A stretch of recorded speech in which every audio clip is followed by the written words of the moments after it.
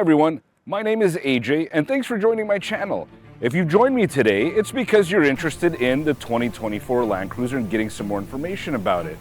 Now, as someone who owned several 4Runners, including a 4Runner Pro, I'm an off-roader. I've been very excited to get my hands on the new Landcruiser. And there isn't a single Toyota I haven't driven in almost 20 years. I'm going to take a look at the Landcruiser with a different set of eyes. First, I'm going to take them off-roading.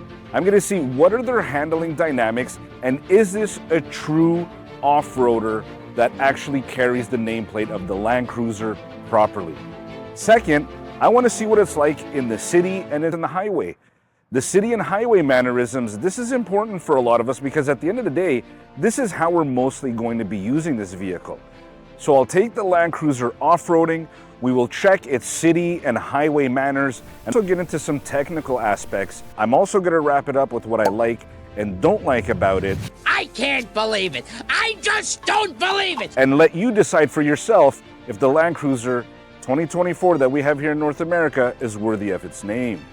Now I'm going to break them up into several different videos just so that you guys can choose which content is more interesting to you. Now let's start with the off-roading. We're going to go out to an exclusive and private area designed by Calabogie Motorsport Park. But we're going to put this one on their off-road track. It's waiting for us. Let's get going. So as I'm driving into the park, one of my first thoughts was, don't change any of the configuration of the Landcruiser. I want to drive a little bit just with the same configuration as we would be on the street. Does it really make a difference if I disconnect the sway bar? I've never had a vehicle that disconnected the sway bar. The main thing with the Landcruiser that I've noticed, unlike the 4Runner, is it's very stable in the city. Its suspension is so tight that when I take a turn, I'm actually turning at much more comfortable speeds with minimal body roll that the 4Runner doesn't do. So right away the Landcruiser is showing its capability in the city. I'm also eager to see, does this sand mode, there's a lot of sand in this park, does it actually make a difference?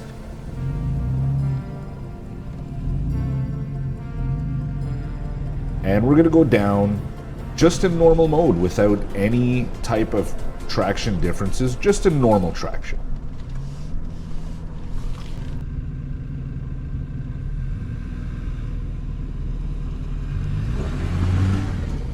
Feels nice. It moved nice and quick.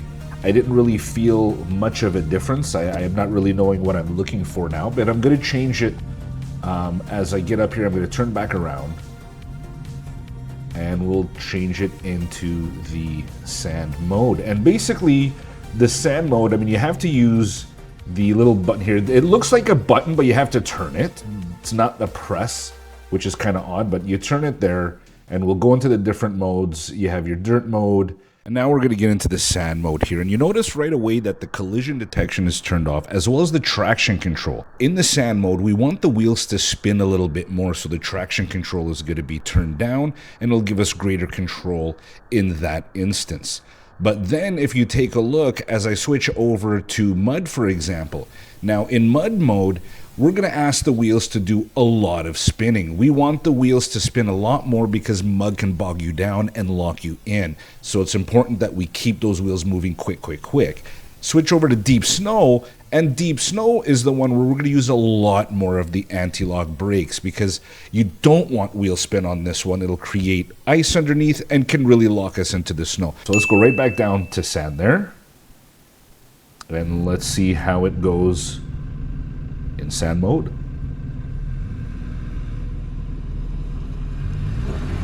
Oh yeah, I just feel that back end swinging right out. The wheels are spinning, beautiful. It really does change the characteristic of the Landcruiser, and that's something we definitely want to see.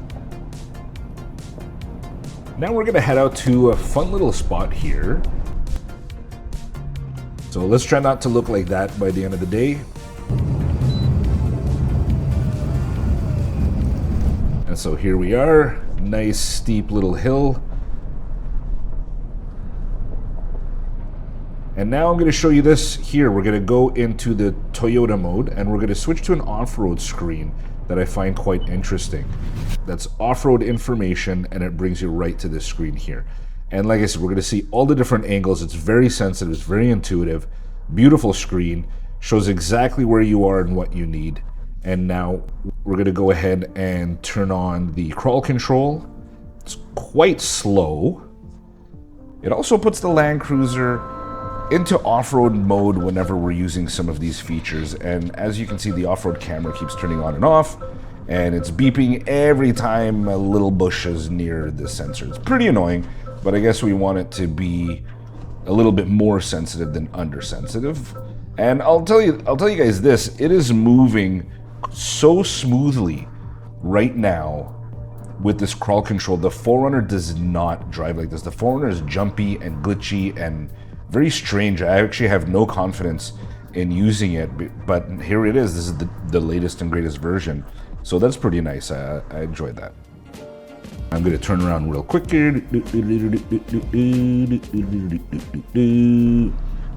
Now, as I turn around here, I want you guys to take a look at this. I'm going to zoom in for you.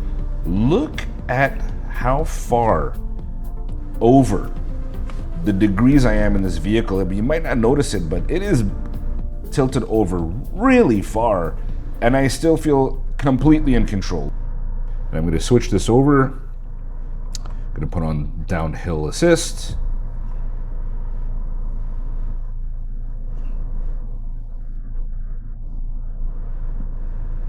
So slow. Oh my god, it's so slow.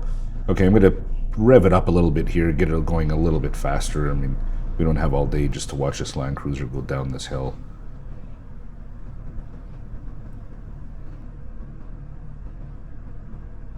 You see how gradual it is? Now, if it's a really rough terrain, a lot of rocks, a lot of angles and movements, I would definitely see this as a benefit, just so you can really keep focused on the drive itself. Oh, look at that, we got a little friend grasshopper there.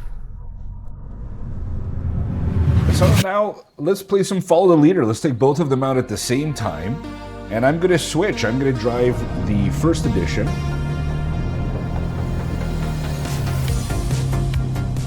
Between the 18-inch tires on this first edition and the 20-inch ones on the premium, it's almost immediately noticeable. I'm getting a lot less feedback from the gravel and the small bumps in a good way. Personally, I usually like a lot of driver feedback in my cars, but in this one, I can still feel the terrain without feeling it jarred.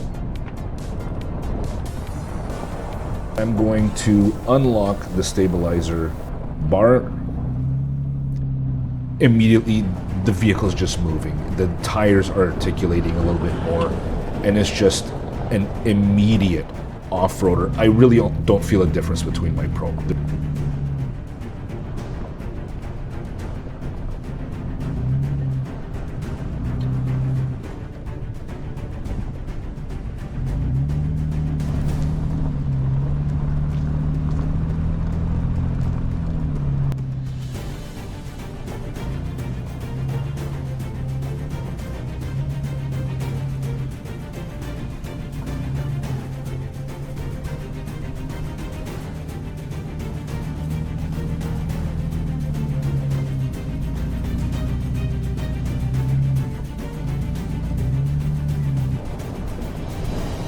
I'm gonna turn around here, and I'm gonna do an Axel Twist.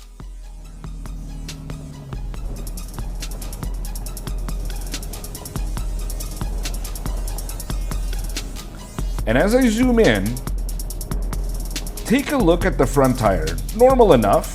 Now look at the back tire, how it's pushed inwards, just holding that weight while the front tire is leaning out. And on the driver's side, it's perfectly straight, pushed up right to the top, but holding it there. Look at the separation from the rear tire to the body. I mean, that is impressive. The separation from the suspension on an off-road tire is just such a huge indicator. This is the absolute real deal. Now, I promised you guys I would wrap this up with giving you some things that I like and some gripes that maybe I'm not so happy with. This Landcruiser has impressed me. I don't think I was able to even hide that early into this video because At first, I honestly just saw a vehicle that looked boxy and square and sexy, like some other vehicles that have come out before. It does not mean that it is a legitimate off-roader, and I couldn't help questioning, why is this thing here?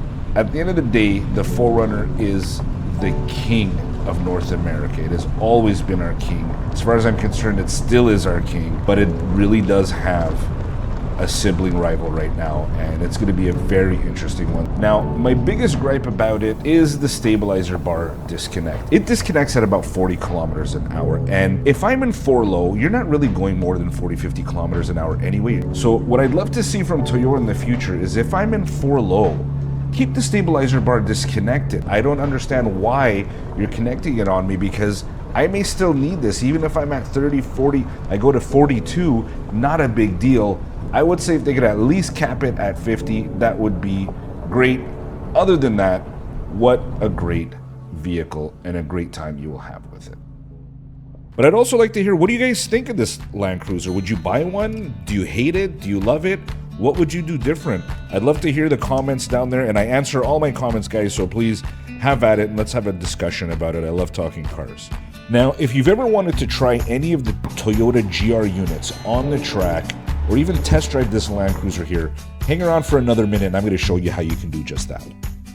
And a big thank you to Tony Graham Toyota in Ottawa for allowing us the use of both of these Landcruisers. It's a dealership run by enthusiasts from top to bottom, from the owners to the management. Vehicle enthusiasts through and through, which is why they're excited to show the world exactly what these can do.